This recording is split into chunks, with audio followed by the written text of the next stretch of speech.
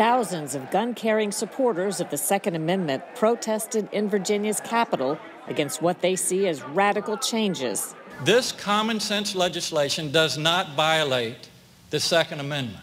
But a long list of gun restrictions promoted by the governor and a Democrat legislature has triggered a movement across Virginia. That law-abiding gun owners will not go quietly into the night. This week, a whole new kind of sanctuary city. Saber B doesn't like to take chances. Where the water comes in from the street into my home, I have a filter there. I have a point of use filter here, and then I filter that water into these pitchers. So you triple filter it. Newark is the largest city in New Jersey, but like Flint, Michigan, Newark has a big problem with lead in the water. This isn't just a Newark problem, this is a national problem. Some of the examples of loserthink are people using analogies to predict. Hey, my cat has markings under its snout that looks like Hitler's mustache, so my cat's going to invade Poland. It doesn't work that way. You might know Scott Adams as the cartoonist who created the beloved Dilbert comic strip. Today, he talks about his book, Loserthink, and how you can avoid it.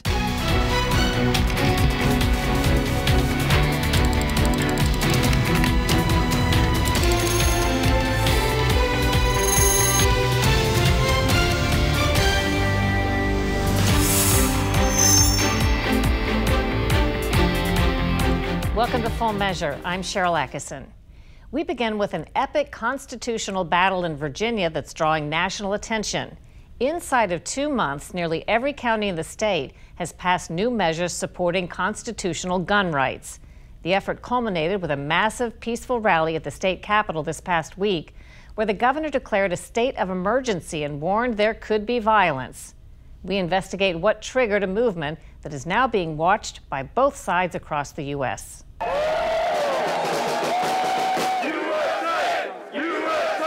It's time to stand up, fight back. USA! USA! USA!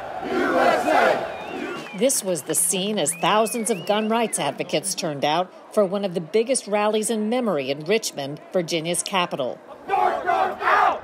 North, North, out! North, North, out! Governor Ralph Northam declared a state of emergency in advance and temporarily banned guns on Capitol grounds. But outside the perimeter, thousands peacefully filled the streets, many of them armed.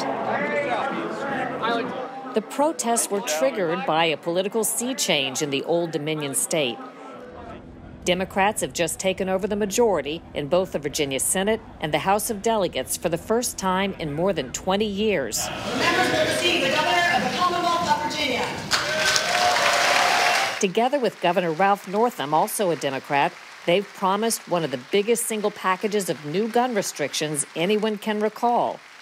It's popular among gun control advocates, but opponents say it raises constitutional concerns and worry the government could go so far as to confiscate legally purchased firearms. USA! USA! To understand the massive backlash here, it helps to understand how Virginians pride themselves on their independence, dating back to when the state was the largest and most populated of the original colonies. It played a major role in the breakaway from the British and determining guarantees under a new American Constitution and Bill of Rights, which includes the right to bear arms. History was in the forefront at a meeting in Stafford County, Virginia, called to fight the new gun restrictions. Stafford claims the greatest American of all, George Washington. George Washington moved here with his family in 1738 when he was 6 years old. 2,000 citizens on their own have come out here at night to declare the sacrosanct rights which they were born with. Stafford County is in a wave of Virginia localities that have held overflow crowd emergency meetings to declare themselves Second Amendment sanctuary cities or constitutional havens. As long as I am on the board with you, we will partner with the Sheriff Decatur, who's in the audience, and that Stafford residents never, ever have to worry about our police going to their door to confiscate their weapons of good, honest, law-abiding citizens. That law-abiding gun owners will not go quietly into the night, and we will not sit idly by as we watch the governor subvert a government of the people, by the people, and for the people. the gall of those men to even hint or suggest of calling out the National Guard to enforce some of these crazy ideas that they have. And I'll say, hey, Ralphie, have you looked at what the demographics of our National Guard are? They're not coming to get us. They're coming to get you.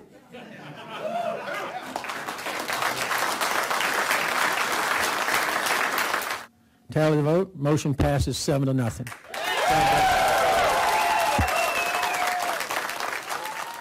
New proposed state laws have included bans on assault weapons, silencers, and high-capacity ammunition magazines, raising the age to buy a gun from 18 to 21, a limit of 1 handgun purchase a month, an expanded definition of assault weapons, owning or transporting one would be a felony, banning private indoor gun ranges, and red flag laws where guns can be temporarily confiscated from people exhibiting dangerous behavior that presents an immediate threat.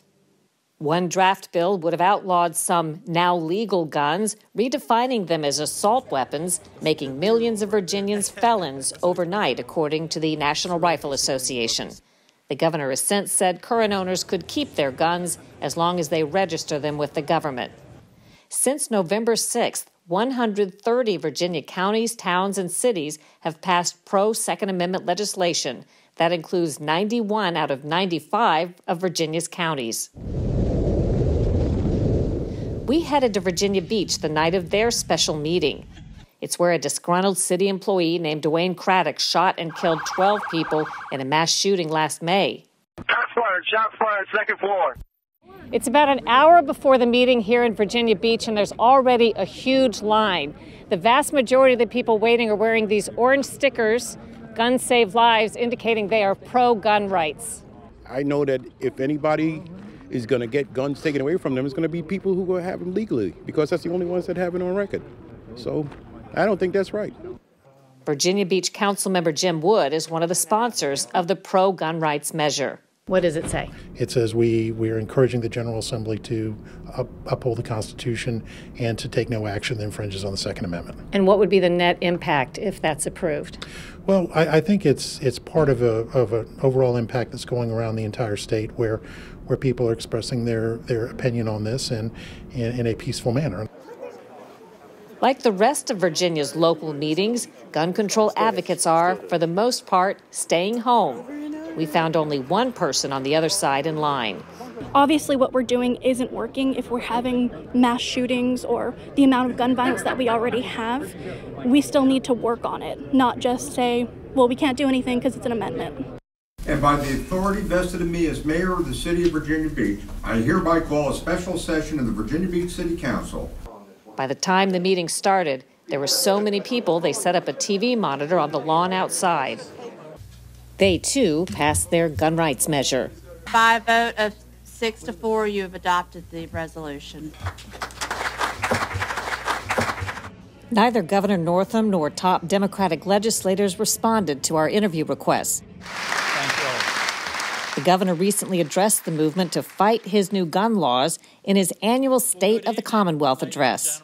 It's clear that a majority of Virginians support these measures, and so do a majority of you. I ask all Virginians to refrain from promoting fear and intimidation. I want to reiterate, this common sense legislation does not violate the Second Amendment. No one is calling out the National Guard. No one is cutting off your electricity or turning off the internet. No one is going door to door to confiscate guns. These laws are intended to keep Virginians safe, period. It is time to act.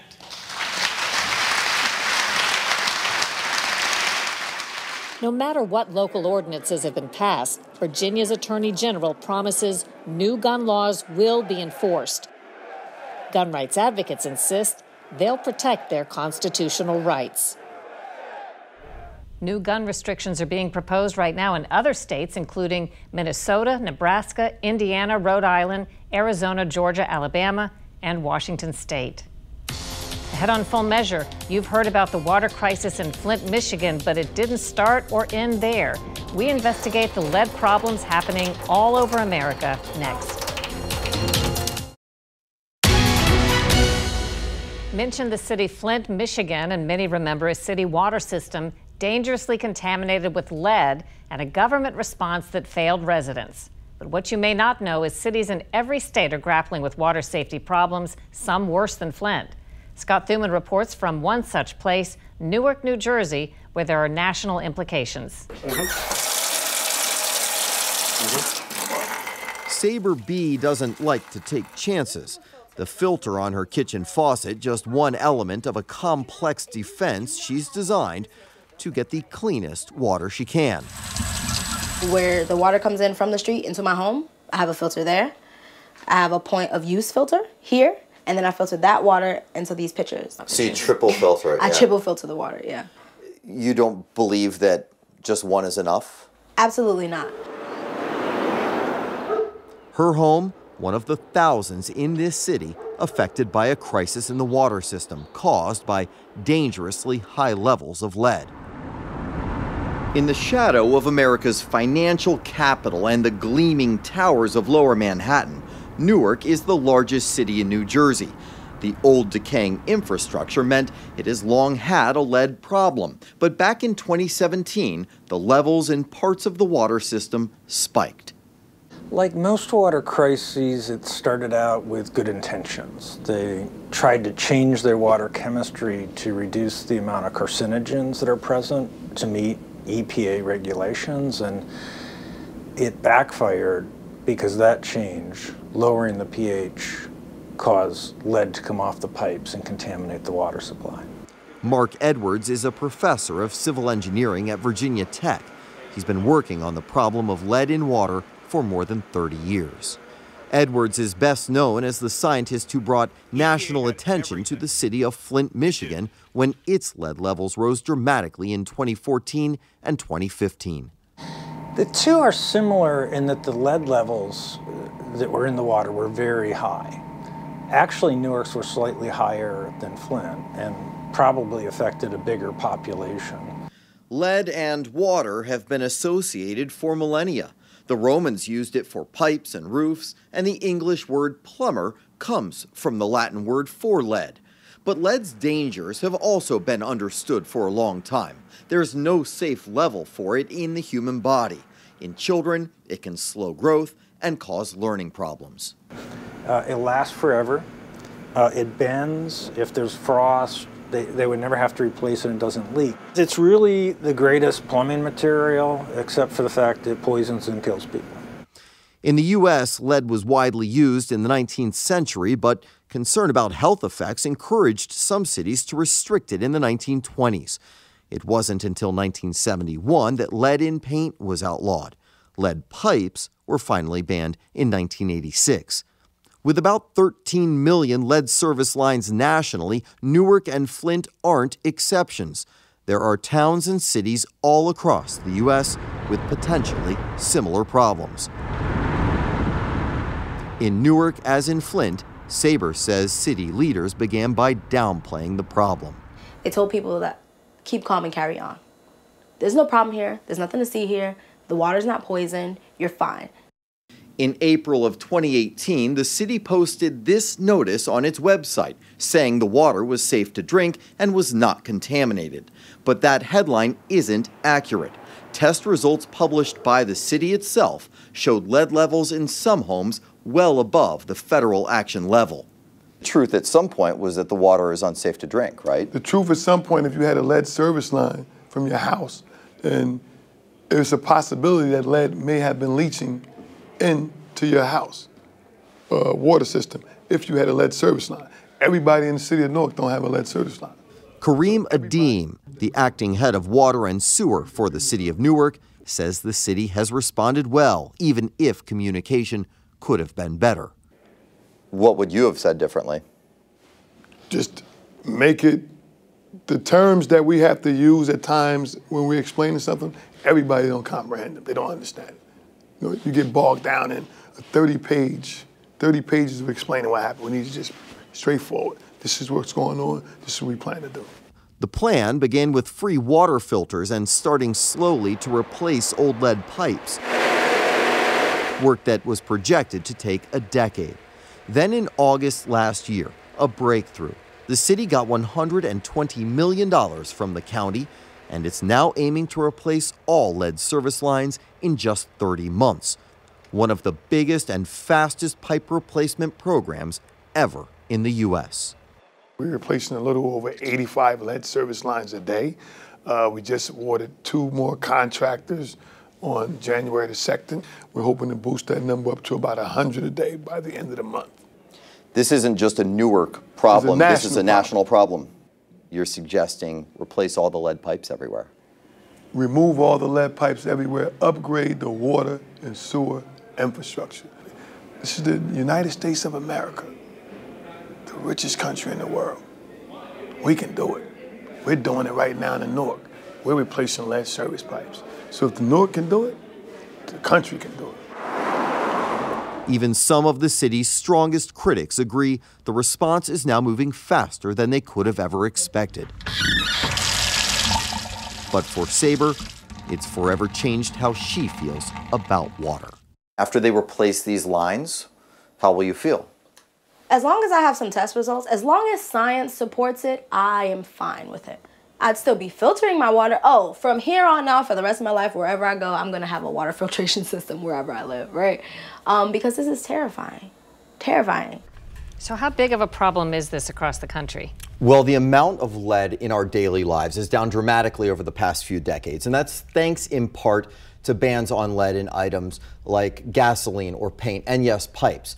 But there are cities and towns all across the country with literally millions of these lead pipe lines that need to be replaced. And they're realizing they need to do that sooner rather than later, because even the smallest change in the chemistry of that water can cause, like in Newark or Flint, for those lead pipes to leach.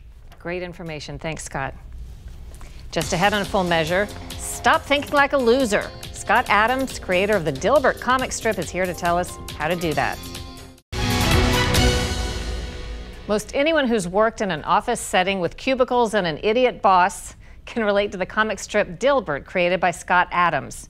Now Adams has some advice for all of us in a new book about how to get outside our bubble and become a respected thinker. The book is Loser Think: How Untrained Brains Are Ruining America. Lisa Fletcher sat down with Adams in California. Describe the meaning of the title.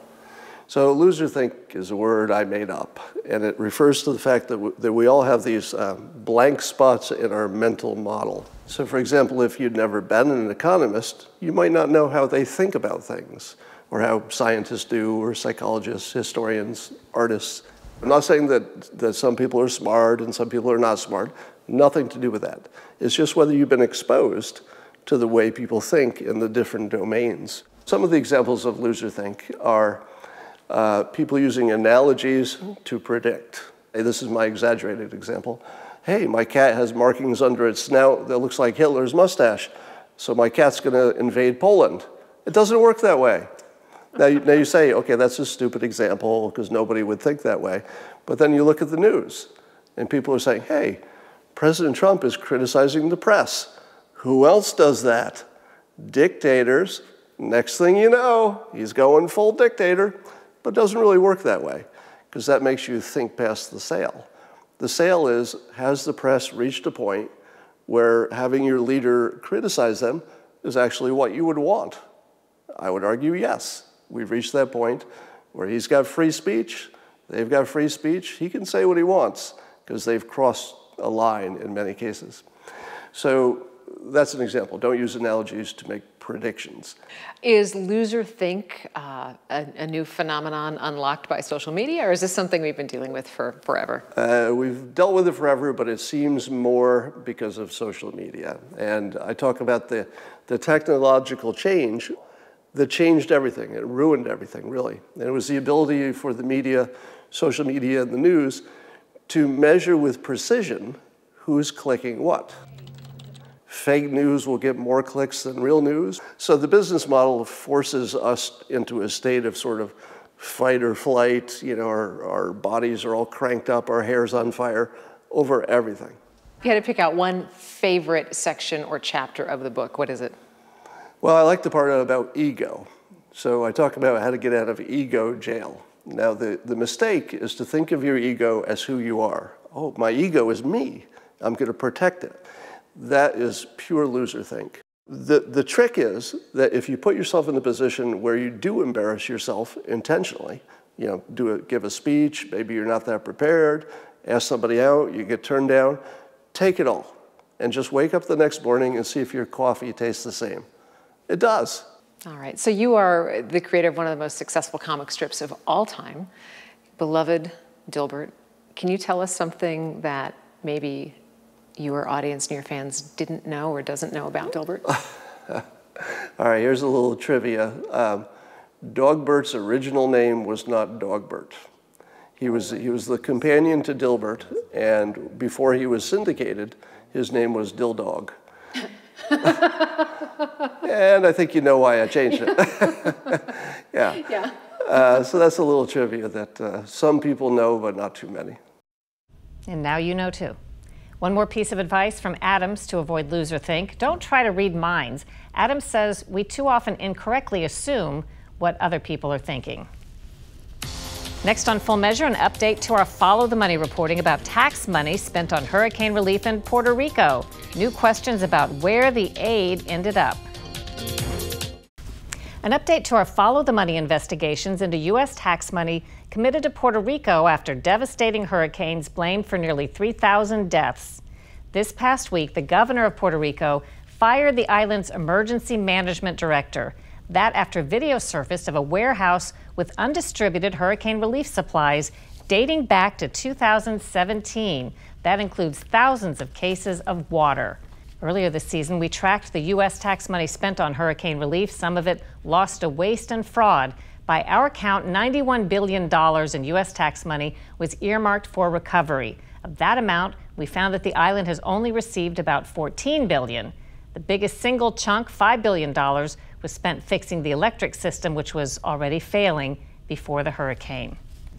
Next week on Full Measure, you've probably heard of the Citizens United Supreme Court ruling, but not its surprising origins. As we head into election 2020, the roots of the Citizens United decision and the unforeseen outcome next week on Full Measure. Until then, thanks for watching. See you next week.